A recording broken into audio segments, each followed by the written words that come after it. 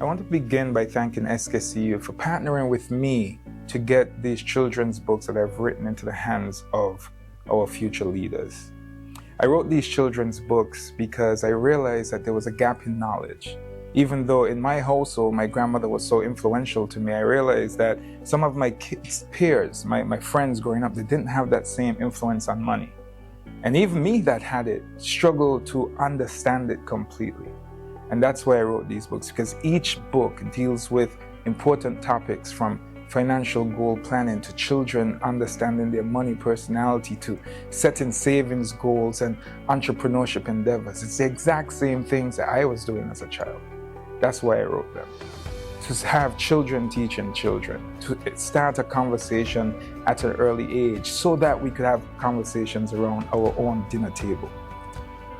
Why this partnership matters so much? Because oftentimes it takes financial institutions that have such a large membership, especially credit unions, where the membership could be almost half the population of this country. That's extreme reach. And partnerships like these show your commitment not just to your financial statements at the end of the year, but to your membership and to your membership's children and to the development of your overall community. So financial literacy is not just about numbers.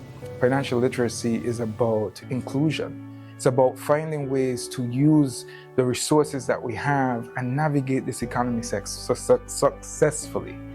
Now, I know some people might say, well, I don't have much, I don't make much, but I'm telling you, very slight deviations, very different, a change in one decision to our next could have a lasting impact.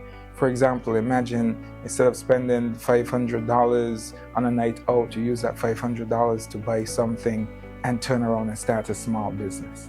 That's what's covered in these books. Book 1 is focused on St. Kitts, and it has 3 friends that got some knowledge from an elder in the community. And then one of those kids go off to, I don't want to give the names, I want you to read it. One of those kids go off to Antigua. And in Antigua, they meet some people at the beach. Some kids their age just playing. And they strike up a conversation, and having a conversation about the psychology of money. And in the last book, one of the kids go off to camp in St. Lucia. And that's the idea there. Now, why did I pick those countries? Because that's where I've done most of my financial literacy work. But more are coming.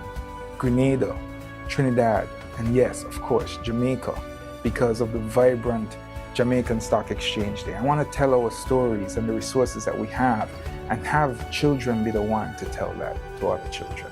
There's some research that shows that affinity matters. So when people that look like you are telling you certain things, sometimes you have an easier chance of believing that to be true.